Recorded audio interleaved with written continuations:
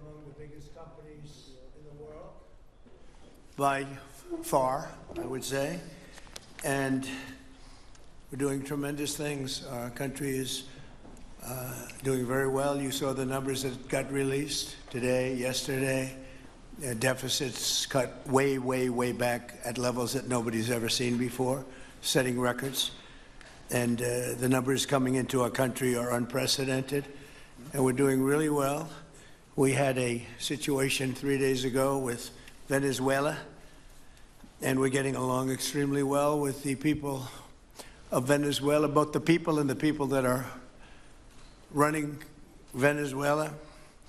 I just want to thank our military. What they've done is incredible. That was considered unprecedented, to go into a military fort with thousands of soldiers and others, and to come in with 152 planes going every which way, and very rapid speeds, and helicopters, and to come out with no deaths and the loss of no equipment. It was pretty amazing. Nobody's seen anything like it. I was called by the leaders of numerous countries. I won't go into which ones, but the biggest and the strongest, and they said that was very impressive. They're all impressed. But today I'm delighted to welcome almost 24 of the biggest and most respected oil and gas executives in the world to the White House. It's an honor to be with them.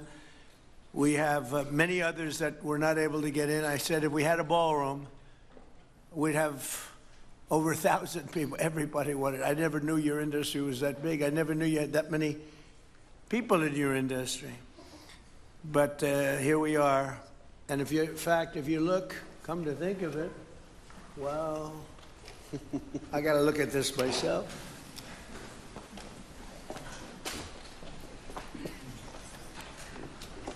Wow. What a view. This is the door to the ballroom. Well, what a job. Unusual time to look, but I figure we might as well do it. If the fake news would like to go back and take a look, you can, but you'll see a very big foundation that's moving. We're ahead of schedule in the ballroom and under budget.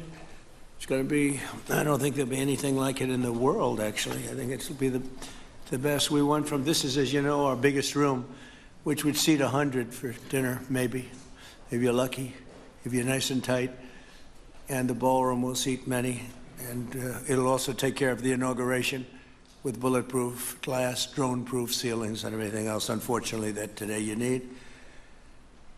So we're going to discuss how these great American companies can help rapidly rebuild Venezuela's dilapidated oil industry and bring millions of barrels of oil production to benefit the United States, the people of Venezuela, and the entire world. And yesterday, the number is 30 million barrels. I can't even, is that a correct number? 30 million barrels. You hear that, Peter? Of oil was given to us by Venezuela. That's a lot of oil. It's about $4 billion worth, and it's on its way to the United States right now. And we want to thank Venezuela for that. And we're working very well with them, obviously, or they wouldn't have been so generous. But they respect us again. They didn't respect us at all before. So that's money that goes to the United States. Some will go to Venezuela, and some will go to the oil companies, but not that, because that's already been extracted. So when you're not getting any of that, but when you start extracting, you'll get. But it's tremendous reserves, among the biggest in the world. Some people say it is the biggest in the world. And we're going to be working with Venezuela. We're going to be making the decision as to which oil companies are going to go in, that we're going to allow to go in. We're going to cut a deal with the companies. We'll probably do that today or very shortly thereafter with Chris and Doug. And we're dealing with the country, so we're empowered to make that deal.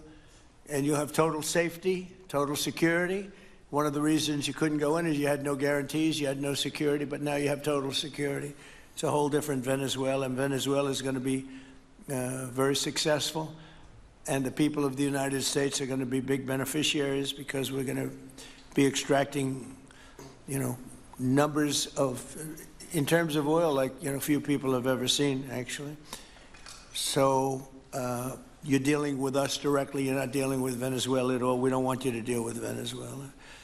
Let me thank Vice President J.D. Vance, who's doing a fantastic job. Secretary of State Marco Rubio, likewise, a fantastic job. I have good people. I like them better than my first group. But we had a great, despite that, we had a great first term. We had some great people there, too, by the way. But we had a great first term. We had the greatest economy in the history of our country in the first term, but this is blowing it away. And you haven't seen anything yet. Everyone's been shocked by the numbers, 5.4% GDP. And that's despite the fact that we were badly hurt by the Democrat shutdown, of which they'd like to see if they could shut it down again. Secretary of the Interior, Doug Burgum, who's fantastic. Secretary of Energy, Chris Wright, recommended by Doug as being the greatest oil man anywhere in the world, because I wanted Doug for that job, energy, and Doug said, no, sir, there's a man named Chris Wright. I said, who the hell is Chris Wright? He said he's the most talented oil man anywhere in the world. I doubt you can get him, because typically oil men make a lot of money, and women. They make a lot of money, but Chris came. You took one of the greatest salary cuts probably in history, Chris, right? But he's a fantastic person, loves our country, and many other important members of this team. And I want to thank them for their efforts. As you know, last week, the United States Armed Forces performed one of the most spectacular military operations in American history, apprehending the outlaw dictator Nicolas Maduro for his crimes against the United States, crimes for which he has now been indicted and is in federal court awaiting trial. And he killed many people, millions of people, actually, and allowed jails, prisons, mental institutions, insane asylums, drug dealers, drug addicts to pour into our country totally unchecked because of Sleepy Joe Biden's policy of open borders, the stupidest thing I've ever seen. We're getting them all out.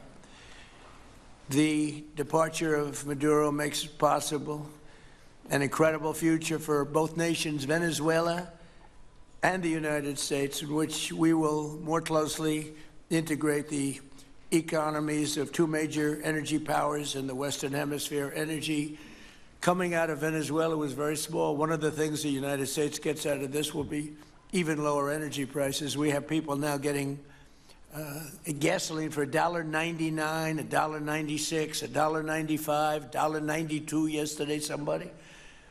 And it used to be $3.50, $4, $5 a gallon. Think of that, $1.99. Decades ago, the United States built Venezuela's oil industry at tremendous expense with American skill, technology, know-how, and dollars. But those assets were stolen from us, and we had presidents who did nothing about it. This president is much different than your other presidents. They did nothing about it. They stole it. Some of the people in this room were a little bit younger when that happened, but not that much younger. It wasn't that long ago. But they stole our assets like we were babies, and the United States did absolutely nothing about it. So now we're doing everything about it. Now we're doing 500% about it, but it's a long time after the act took place. So they stole from us, and it was taken by socialists and communists at the time, and Venezuela was going bad, really bad.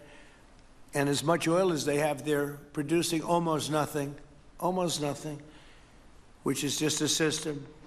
So we're really, if you look at it, we're taking back what was taken from us.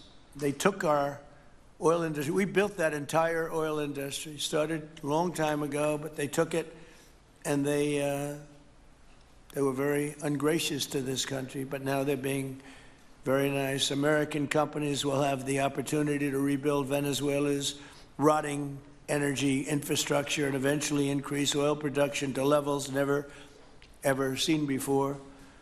When you add Venezuela and the United States together, we have 55% of the oil in the world. The United States is number one. We have them drilling. Drill, baby, drill was my campaign. And Doug and Chris, I think we're setting records on drilling right now and taking oil without Venezuela. That's how we're getting the oil prices down. The plan is for them to spend, meaning our giant oil companies will be spending at least $100 billion of their money, not the government's money. They don't need government money. But they need government protection and need government security that when they spend all this money, it's going to be there so they get their money back and make a very nice return. The plan is for them to spend at least $100 billion to rebuild the capacity and the infrastructure necessary. Venezuela has also agreed that the United States will immediately begin refining and selling up to 50 million barrels of Venezuelan crude oil, which will continue indefinitely. We're all set to do it. We have the refining capacity. It was actually based very much on the Venezuelan oil, which is a heavy oil, very good oil, great oil. It's fantastic for certain things like asphalt roads, best there is in the world for asphalt roads and other things. All of the companies here today are going to be treasured partners in bringing the nation of Venezuela back to life, restoring its economy, and generating great wealth for their companies and for their people, and also great wealth for the American people, and tremendous wealth for the companies that are going in. The companies that are going in, and if you don't want to go in, just let me know, because I got 25 people that aren't here today that are willing to take your place. So I just want to thank, these are people that I either know or I know of by reading lots of business magazines and journals and papers. These are the greatest oil people anywhere in the world. Harold Hamm, I see, is here. Harold, you know, there's a story about Harold Hamm that he can look at a piece of land, put a straw into the land, and oil pours out. Is that true about you? Whereas some of you guys have to invest hundreds of millions of dollars to find that oil, so we can't let that story be true. But they say Harold puts a straw into the land, and oil comes gushing out. So you're not a big R&D person, are you, huh? He's called instinct for oil. Now, he's got other problems, but we won't talk about those problems. But he's been a great supporter of mine for a long time, haven't you, Harold? So congratulations. But we have, and I think Harold would agree, we have the greatest oil men and women anywhere in the world sitting in this room right now. And we have a lot of people that will be back to see us sometime next week. We're going to have another meeting for another group. But we're going to do this very quickly. We can have this done almost immediately. So I'd like to thank you all for being here. I'd like to invite Vice President Vance to say a few words, followed by Secretaries Rubio, Burgum, and Wright. And then we'll have a few words from representatives that are here and to discuss their ideas, a couple of them. We have Chevron, which has been, where's Chevron? Where are you? Yeah, the far right. No, I thought you'd have a better location. You were the only one that was there for all that. I used to call you and say, what the hell is going on with Venezuela? He stuck it out. I don't know if you made money or not, but you stuck it out. I got to give you a lot of credit for that. Mark Nelson, thank you very much. Exxon CEO Darren Woods. Darren, thank you very much. How's Exxon doing? Okay? They'll do a lot better now, won't they, huh? Exxon's been amazing. It's been an amazing company. And ConocoPhillips CEO Ryan Lance, thank you very much. So you guys could say something, and then we'll take some questions from the press. And if anybody else would like to speak, we'll have you speak. We have all the time in the world. This is a big subject. This is massive wealth, and more importantly than massive wealth, it leads to lower taxes and a lot of jobs for Americans and for Venezuelans, but for Americans in this case. And I just, again, appreciate you all being here. And I'd like to ask Jay